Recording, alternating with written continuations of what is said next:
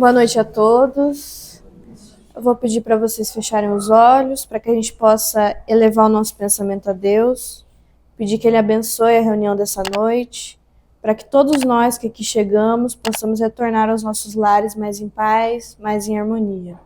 Ave Maria, cheia de graças, o Senhor é convosco, bendita sois vós entre as mulheres, bendito é o fruto do vosso ventre, Jesus. Santa Maria, Mãe de nosso Senhor Jesus Cristo, rogai por nós, pecadores, agora e na hora de nosso desenlace. Amém. Agora vamos dar as boas-vindas ao Juliano, palestrante. Hoje a gente vai falar um tema bem simples, né? Que é a Páscoa, né? E quando a gente fala que é um tema bem simples, né? A gente tem que entender o que é a Páscoa. Quando a gente fala a visão da Páscoa, segundo a doutrina espírita, a gente não está reformulando ela. Porque, por entendimento de todos os cristãos, o que é a Páscoa? A Páscoa é o quê? A reencarnação ou ressurreição de Jesus? Ressurreição? Mas assim, vamos entender, né? Não é nenhuma coisa nem outra. Porque quando Jesus, na Páscoa, apareceu, o corpo dele que estava morto voltou à vida? Não. Ele fez o quê? Uma aparição o quê? Espiritual. Ou ele fez uma materialização, ou apareceu pelos olhos da vidência naquele momento. E olha como que é interessante para a doutrina espírita. No que a doutrina espírita acredita? Não é nos espíritos? Quando Jesus aparece em espírito, ele o quê? Sacramenta que existe o plano espiritual. E quando a gente pensa assim sobre isso, por que a gente tem quando a gente fala ressurreição, esse termo é uma de origem, o que? Judaica. O problema que a gente tem que ver é entender por que esse termo era utilizado. Quando Jesus apareceu em espírito na Páscoa, o que tinha? A Páscoa não era comemorada pelos judeus? Naquele período que Jesus estava lá, ele estava comemorando a Páscoa porque ele era um judeu praticante. Então, quer dizer, a Páscoa já existia antes de Jesus. Mas a gente tem que entender o que significa a Páscoa. A Páscoa, ela remonta a um período anterior ao período dos hebreus, que são os primeiros que trouxeram a palavra de Deus. Quando a gente fala dos hebreus, a gente tem que pensar o seguinte. Os hebreus, inicialmente, eles foram chamados para o Egito, e lá no Egito, eles foram convidados pelo faraó como nobres, e lá eles ficaram. Porém, o faraó morreu, de nobres eles se tornaram escravos. E durante 430 anos, os hebreus, que foram o povo escolhido por Deus, ficaram na escravidão. O termo Páscoa, para os hebreus, ou para os judeus que eles são descendentes, é Passach. Passach, em hebraico, significa o quê? Passagem. A gente tem que entender o que significa isso. E todos esses elementos culturais que vieram dos primeiros cristãos foram introduzidos ao cristianismo. E também introduzindo o nosso conceito religioso. Então, o que aconteceu? Quando os hebreus ficaram 400 anos presos no Egito, na servidão como escravos, o que acontece? Deus deixou que eles aprendessem o quê? A aprender a servir, aprender a apagar as suas arestas ainda, que estavam muito vinculadas ao erro. E lá eles ficaram. No momento certo que eles começaram um progresso moral, Deus foi lá e retirou eles do Egito. Olha como que Deus era bom. Deus era tão bom que ele primeiro, tentando utilizar o meio material que os egípcios lá possuíam, ele utilizou aquelas 7 pragas do Egito. Não que ele queria punir aquele povo. Ele tentou, de uma maneira natural, pela própria natureza, que aqueles irmãos fossem libertados. E foram quantas pragas? 7 pragas. E o faraó não os libertou. Então, quando chega no momento derradeiro, dentre essas pragas do Egito, chegou um momento que Deus falou assim, segundo os profetas, que um anjo vingador iria ceifar as vidas daqueles que eram ímpios. E se a pessoa quisesse ser salva ou retificasse a sua fé no Deus Criador, ele deveria imolar o cordeiro, quer dizer, ele deveria sacrificar o cordeiro e com seu sangue pintar na sua porta para que ele fosse perdoado ou para que ele não sofresse a vingança desse anjo vingador. O que é Jesus para a gente? Não é o Cordeiro de Deus que deu a vida para a gente? Isso é o quê? Que trouxe para a nossa doutrina, mas veio desde os primeiros cristãos, que são os hebreus. E quando ele coloca isso, e ele veio nesse significado de passagem, que é passagem, o que que era? Naquele momento, teve que trazer uma força, um profeta. Quem foi um dos maiores profetas do cristianismo? Moisés. Moisés foi lá, pegou o povo escolhido, foi atravessar o mar, colocou o seu cajado na borda do Mar Morto, o mar se abriu e todo o povo hebreu pôde passar. E quando o mar se fechou, o que que acontece? Os egípcios não conseguiram mais pegar e eles ganharam a liberdade. Então, quer dizer, todos aqueles irmãos que é descendentes dos hebreus, eles comemoravam essa data, que é a passagem, como um momento de reflexão sobre a vida, um momento de reflexão sobre o cativeiro, um momento de reflexão do que eles podem melhorar e agradecer a Deus pelas oportunidades vividas. E assim era o sentimento deles, e todo esse momento, esse período que era a Páscoa, eles ficavam fazendo reflexões, fazendo orações, fazendo jejuns para que pudessem refletir sobre a vida. E é interessante que os hebreus, quando veio Moisés, ele dividiu, quando ele teve 12 filhos, ele dividiu em 12 tribos, que são as 12 tribos de Israel. Só que após alguns séculos, elas se dividiram. 10 tribos do norte, que ficaram conhecidas pelos samaritanos, e 2 tribos do sul, que ficaram a tribo de Judá e mais um outro colega que eu esqueci. E que deram Benjamim. E que deram origem aos judeus. Entendeu? Porque judeus vêm de Judá.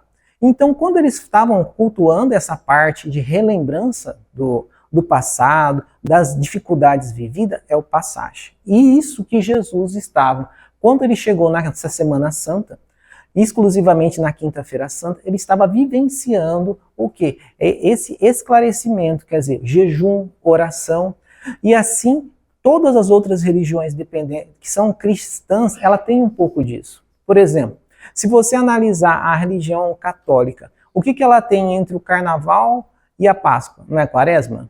Quaresma é um momento de reflexão, de oração, de promessas, o quê? Para o quê? Um esclarecimento espiritual.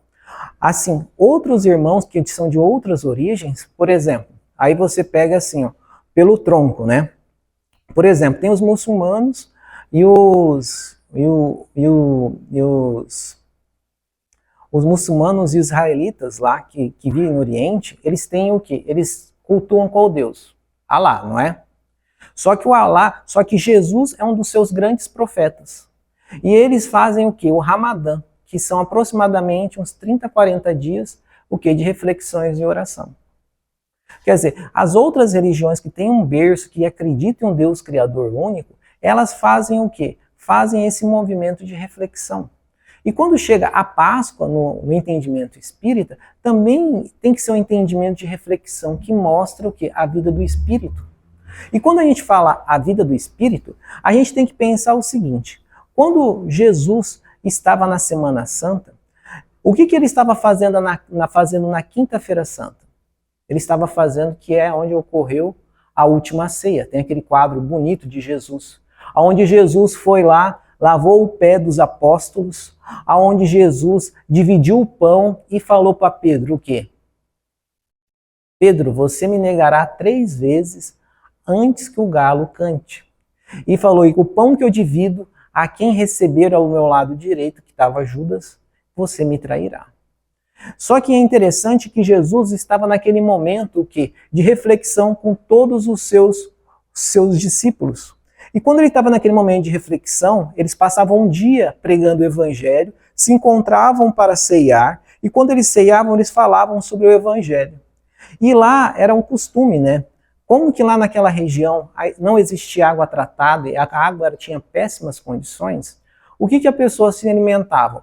Com aquele pão sírio, com aquele pão, aquela comida tradicional com as mãos, e também com vinho. Mas não é o vinho forte que eles falam, é o vinho fraco, onde eu colocava uma água dentro do vinho, que era o quê? Uma água que tentando assim diminuir os efeitos se tivesse algum contaminante lá dentro. Era o vinho fraco que eles tomavam. E ele fala que naquele momento da Quinta-feira Santa, que foi a última ceia, ele fala que muitos dos seus apóstolos se excederam e acabaram dormindo. Sobrando a Jesus, que queria ir ao Monte das Oliveiras fazer o quê? As suas orações. Então, quando foi para ele subir ao Monte das Oliveiras, apenas 2 discípulos estavam com ele. Quem eram esses 2 discípulos? Lucas? Eram 2, ó. Não, era Paulo. Paulo? Mas o Paulo não é só apareceu depois que Jesus morreu? Quem que eram os 2? Ó, gente. Quem não acertar não vai lá não vai pro nosso lar. Era quem? Era Judas e Pedro. Só esses 2 apóstolos conseguiram acompanhar Jesus. Acompanhando ao Monte das Oliveiras, lá na base do pé existe um local onde se esmaga o fruto da oliveira para extrair o óleo. É um local chamado Getsemane. Eu não sei se é o termo correto. Só que lá estava o quê? Uma guarnição romana junto com alguns fariseus. E é interessante que naquela época de Jesus, você sabia que não tinha CPF? Não tinha foto? Não tinha identificação. Era muito difícil você identificar alguém. Então, quem que foi com Jesus? Foi Pedro e foi Judas. E Judas tinha combinado já um processo para poder prender o Messias, para que ele o quê? Não é que ele quisesse trair o Messias, para que ele, quando fosse preso, ele mostrasse o seu poder espiritual e a sua ascensão moral, e assim divulgasse o evangelho. Só que para que os romanos identificassem Jesus, ele teria que o quê? Quando chegasse perto daquele local que ele tinha escolhido, ele deveria identificar Jesus com um beijo no rosto. O povo daquela região, tradicionalmente, cumprimentam as pessoas com um beijo no rosto, mostrando grande respeito e admiração.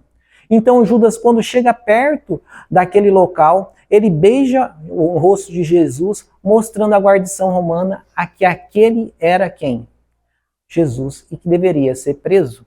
É interessante que Judas se despede de Jesus indicando e fala que tem que resolver alguns problemas da mansão do caminho e vai embora. Então, a guarnição romana chega perto de Jesus e vai prendê-lo. Então, Pedro saca a sua espada e decepa a orelha do soldado, para que ele não fizesse isso. Então, Jesus repreende Pedro e fala: Pedro, não faça isso. Quem com a espada fere, com a espada será ferido. E assim, agora vem um processo de interpretação minha, tá? Ele pegou a orelha do rapaz que estava lá no chão, bateu 3 vezes na mesa e colou de novo a orelha do soldado romano. E fala para Pedro: Pedro, eu tenho que cumprir a minha missão. E ele se entrega aos soldados romanos para que eles fossem levados até o governador da Judéia. Quem era o governador da Judéia? Pôncio Pilatos. É interessante que Pôncio Pilatos não era uma pessoa comum.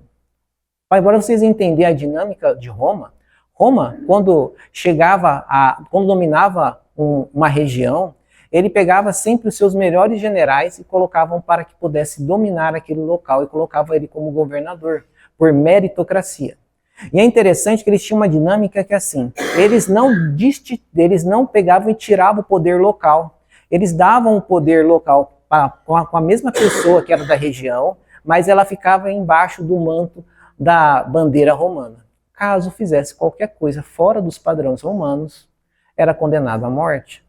E lá, assim, aquela guarnição levou Jesus a Pôncio Pilatos.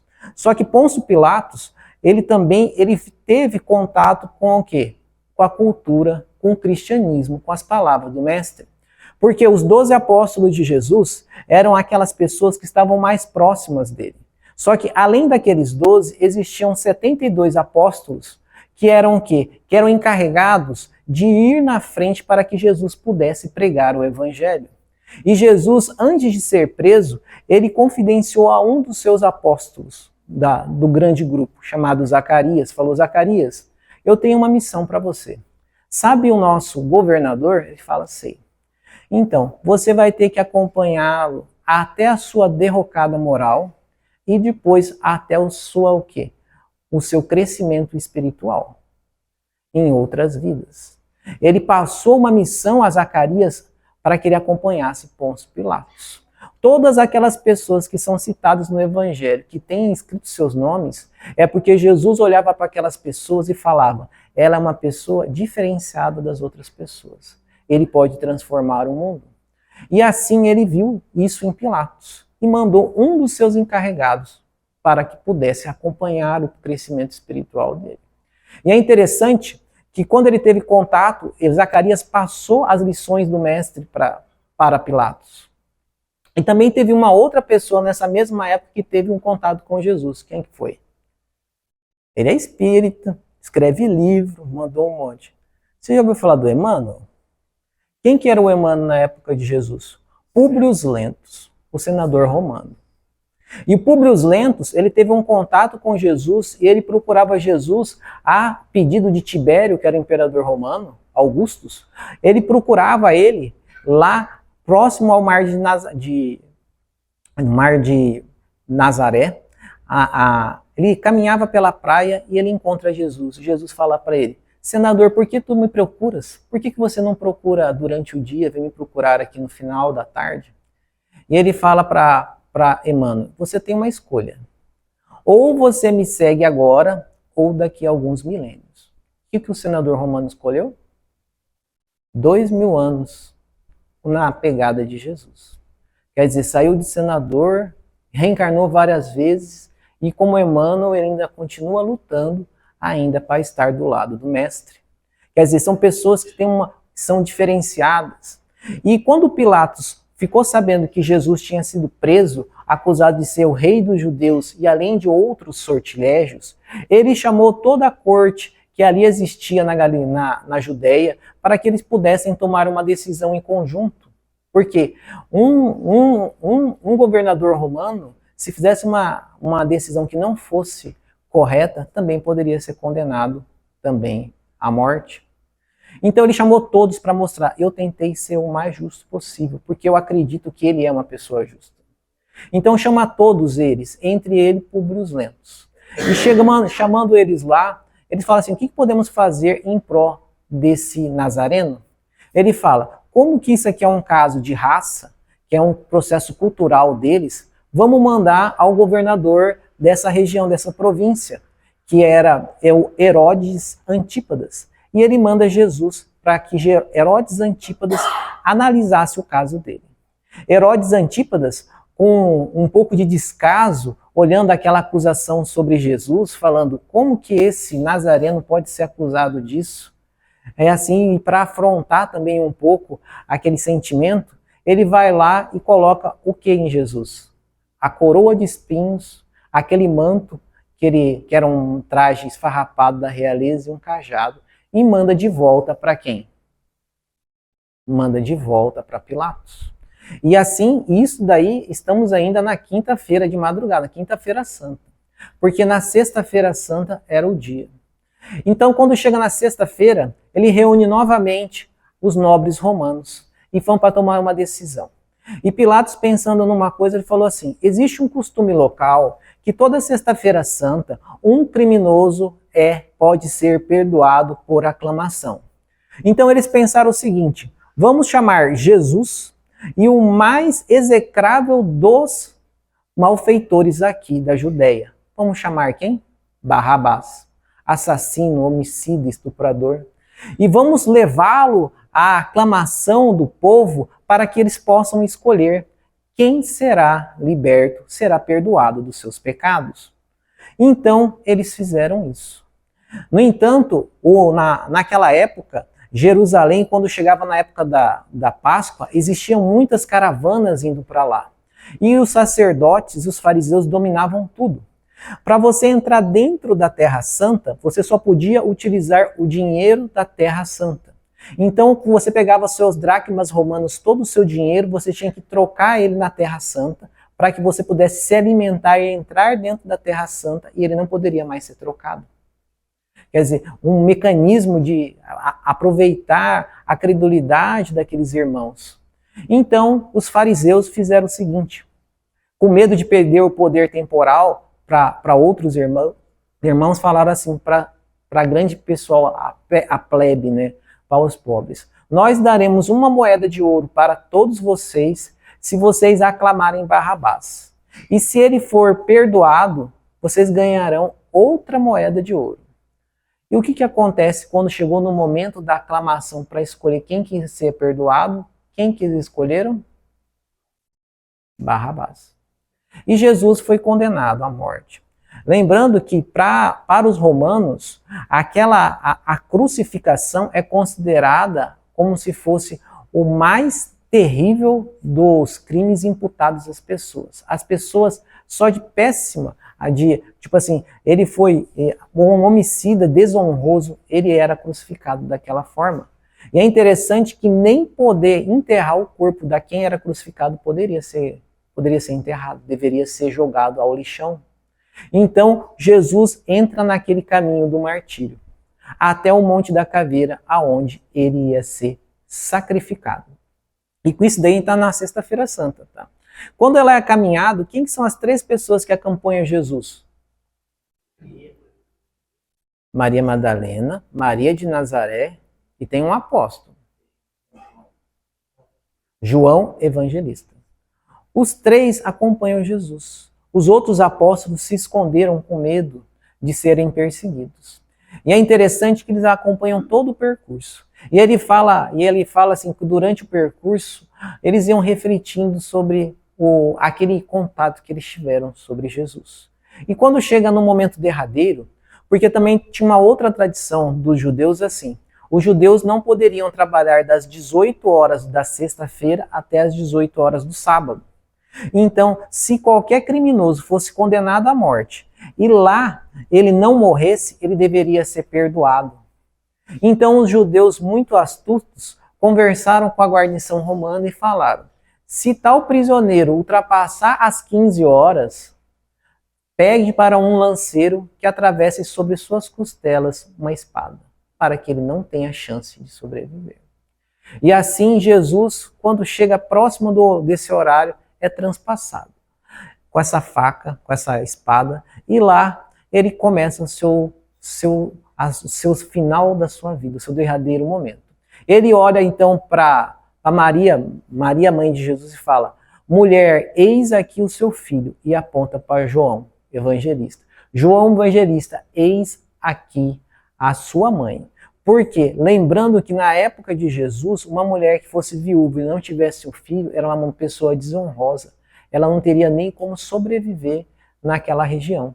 Então, ele fez o quê? Quando ele passou essa missão para eles, ele impulsou: João Evangelista, você vai ter que cuidar da minha mãe até que ela desencarne. Essa é a sua missão.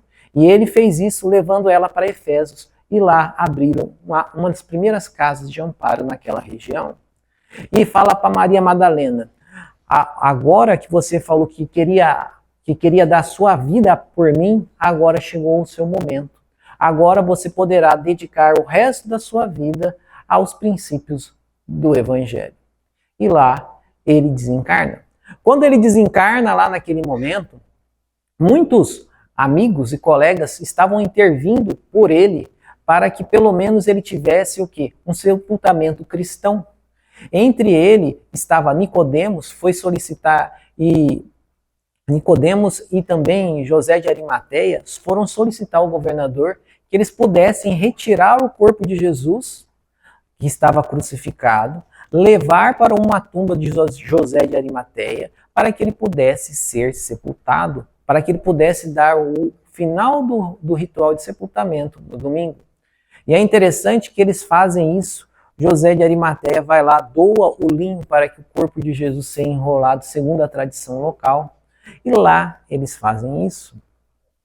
E é interessante que vão lá, fazem isso e fecham. E falam que nesse momento, entre a tumba de Jesus é fechada e até o momento que eles têm, chega o domingo, que eles têm que voltar lá para fazer o enterro de Jesus, é um momento que eles ficam em reflexão, com medo de não saber o que aconteceria do Evangelho de Jesus. E é interessante que quando chega aquele momento do domingo, vão lá encaminhando para o caminho onde que estava sepultado 3 pessoas de novo. Sempre é 3 pessoas, você percebe, né? É 3 pessoas. Quem que são as 3 pessoas? Ó, o Lucas tem que saber que eu já contei essa palestra 3 vezes lá no Olívio, cara. Se ele não sabia das 3 pessoas... Quais são as 3 pessoas que subiram para ir lá onde estava a tumba de Jesus? O sepulcro. A Maria Madalena, Marta e Pedro. Os 3 caminham para lá. Ó, só estou explicando outra coisa. Depende da Bíblia ou do outro livro que você lê, ele vai dar uma interpretação diferente, tá? Aí, conforme eles foram subindo lá, encontraram a lápide aberta. Então, Marta e Pedro descem para avisar os apóstolos.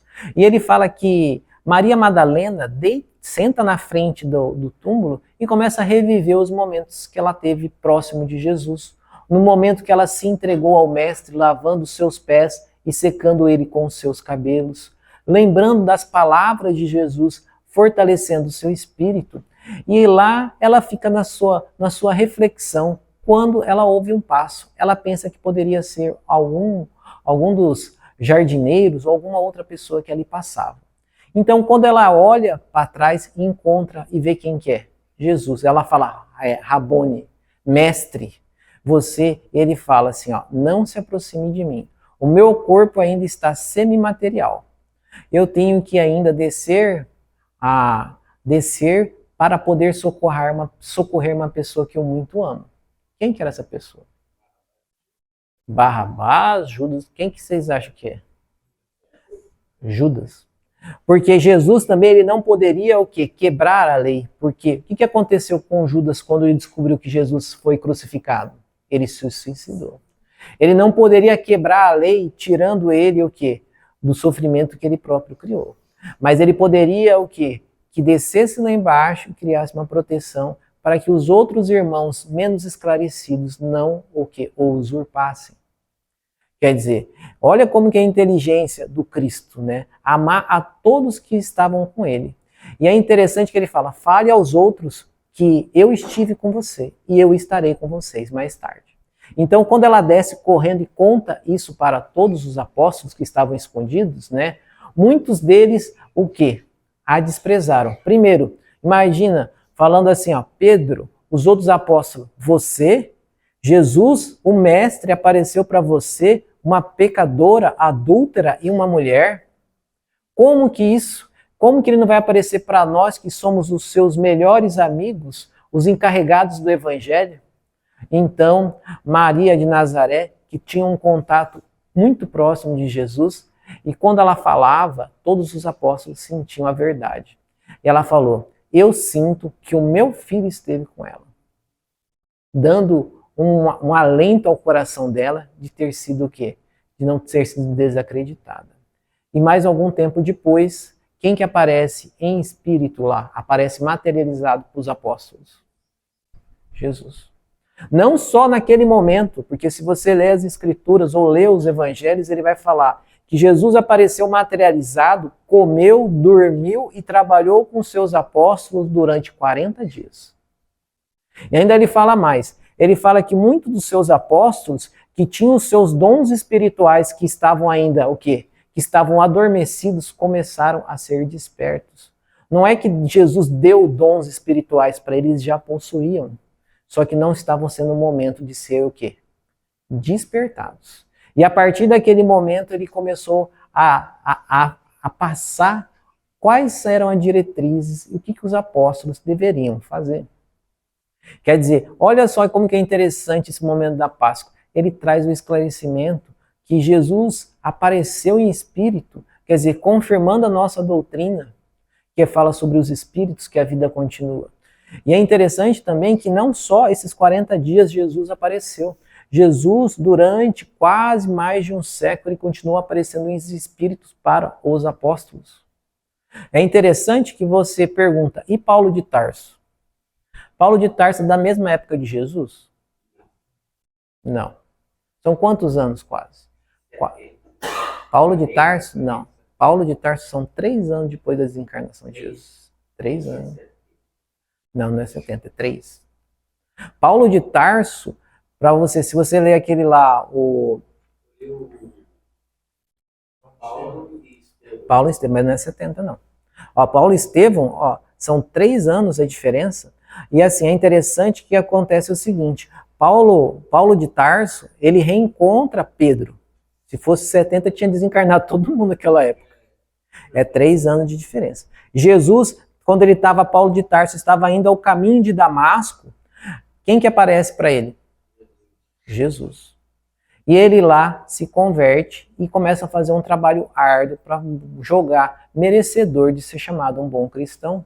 E também, se você olhar no Evangelho mesmo, ele, nos livros da 2000 anos atrás, ou na história do Paulo de Tarso mesmo, no final Pedro olha para ele, realmente você foi o grande divulgador do Evangelho. E assim, você analisando toda essa história, Jesus apareceu também não só para Paulo de Tarso, também para um outro Zacarias que tinha uma igreja que era formada de chão de terra batido, aonde que ele alugava de uma mulher que tinha um filho deficiente. Jesus aparecia para Zacarias para auxiliá-lo a sua caminhada. Ele falava, vai lá e converse com Abigail, auxilie ela, porque a mulher que a amada de Paulo de Tarso era Abigail, que era irmão de Estevão. Vai lá e cure Paulo de Tarso. Quer dizer, Jesus, numa igrejinha desse tamanhozinho, aparecia em espírito para auxiliar o encaminhamento do Evangelho. E quando a gente fala isso, a nossa doutrina, ela traz inúmeros exemplos do poder dos Espíritos, do poder de Jesus na nossa caminhada. Quer dizer, tudo está o quê? Organizado pelo Mestre. Só que nós, ainda que somos recalcitrantes ainda no mal, ainda estamos aqui num processo de evolução espiritual. E quando a gente começa a analisar, a Páscoa mesmo, ela não é apenas, o que a cultura materialista colocou para nós, né? O ovo de Páscoa, o coelho de Páscoa, o chocolate. É um negócio muito mais profundo, que às vezes a gente esquece e lembra que esse momento, que é o momento mais importante, que é um momento bem interessante para a doutrina espírita, às vezes a gente fica meio apagado, né? E lembrando, né, que a Páscoa com Jesus não, é aquela Páscoa de reflexão. Se as outras religiões praticam o amor, a caridade nesse momento, a gente como espírita tem que fazer o quê? Também praticar. Porque o quê? Se é o exemplo que constrói, nós também temos que construir os exemplos. Por isso que quando chega esse momento, nós temos que aproveitar bastante, divulgar toda essa informação que existe dentro do compêndio da doutrina espírita para mostrar aos outros irmãos que a vida continua. Que é muito mais do que essa encarnação. Ela é o quê? É uma continuação de várias encarnações. Se estamos aqui no Brasil hoje, é porque temos um propósito de melhorar. E se estamos aqui hoje nesse centro, é porque a cada dia vamos interiorar um pouquinho mais o amor de Jesus. É isso a palestra de hoje, tá, gente?